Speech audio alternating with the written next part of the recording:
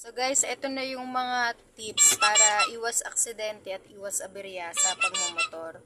Unang-una guys, safe distance. Kailangan talaga meron tayong safe distance sa mga sasakyan sa harapan. Kasi guys, kaya dapat meron yan. Kasi kung biglaang huminto yung sasakyan sa unahan mo, meron kang a safe braking distance na kapag pumreno ka ng biglaan din ay hindi ka aabot at hindi ka babangga dun sa sasakyan na nasa unahan mo. Kaya kailangan talaga lagi tayong merong safe braking distance dun sa harapan ng sasakyan natin. So, pangalawa guys, wag na wag sasabayan ng mga sasakyan pag lumiliko.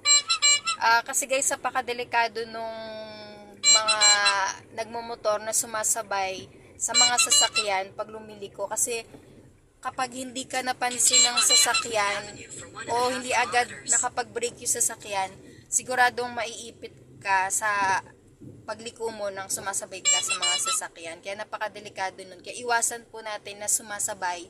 Maigi na paunahin na lang natin yung mga sasakyan na lumiko at kapag free ka na lumiko at pwede na motor ka lang na liliko, ikaw naman ang lumiko, wag na wag sasabay sa mga sasakyan.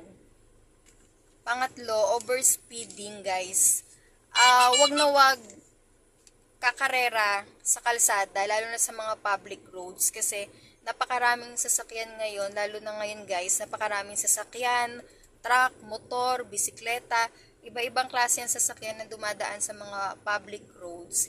Kaya wag na wag kakarera at wag na wag makikipagkarera sa mga kapwa motorista mo rin o sa kapwa rider mo. Napakadelikado nun guys kasi pag na-aksidente kayo nun at mabilis ang takbo nyo, siguradong masasaktan kayo. At wag naman sana, baka pwede pa kayong bawian ng buhay nun. Pang-apat guys, wag singit ng singit. Sa pagmumotor guys, ang pagsingit at dapat nasa timing.